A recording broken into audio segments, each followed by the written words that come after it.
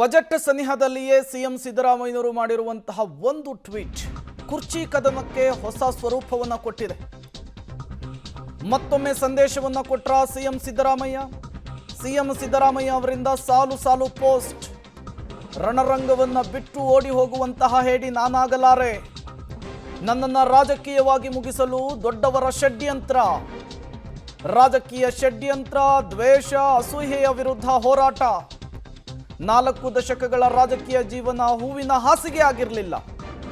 ಅವೆಲ್ಲವನ್ನೂ ಕೂಡ ಜನರ ಆಶೀರ್ವಾದದಿಂದ ಗೆದ್ದು ಬಂದಿದ್ದೇನೆ. ಎಕ್ಸ್ ಖಾತೆಯಲ್ಲಿ ಮತ್ತೊಂದು ಪೋಸ್ಟ್ ಅನ್ನು ಮಾಡಿದ್ದಾರೆ ಸಿಎಂ ಸಿದ್ದರಾಮಯ್ಯನವರು.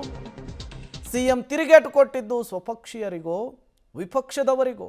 ಸಹಜವಾದಂತಹ ಕುತೂಹಲ, ಪ್ರಶ್ನೆ. ಒಂದು ಕಡೆ ದೆಹಲಿಗೆ ಹೋಗಿ ಬಂದರು ಡಿ ಕೆ ಶಿವಕುಮಾರ್, ಈಗ ಅಸ್ಸಾಂಗೆ ಹೋಗಿದ್ದಾರೆ ಪ್ರಿಯಾಂಕಾ ಜೊತೆಗೆ. ಈ ಸಂದರ್ಭದಲ್ಲಿಯೇ ಬಜೆಟ್ಗೆ ಅಣಿ ಆಗ್ತಾ ಇರುವಂತಹ ಸಿಎಂ ಸಿದ್ದರಾಮಯ್ಯನವರ ಈ ಮಾರ್ಮಿಕ ಸಂದೇಶ, ಈ ಮಾರ್ಮಿಕ ಮಾತು ಯಾರಿಗೆ ಕೊಟ್ಟಂತಹ ಸಂದೇಶ ಅನ್ನುವಂತಹ ಕುತೂಹಲ. ಬಜೆಟ್ನ ಬಳಿಕ ರಾಜ್ಯ ಕಾಂಗ್ರೆಸ್ನಲ್ಲಿ ಕುರ್ಚಿ ಕದನದ ಬೆಳವಣಿಗೆಗಳು ಚುರುಕಾಗುತ್ತೆ ಅನ್ನುವಂತಹ ಹಿಂಟನ್ನು ಈ ಸಂದೇಶದ ಮೂಲಕ ಸಿಎಂ ಸಿದ್ದರಾಮಯ್ಯನವರು ಕೊಟ್ಟಂತೆ ಕಾಣಿಸ್ತಿದೆ.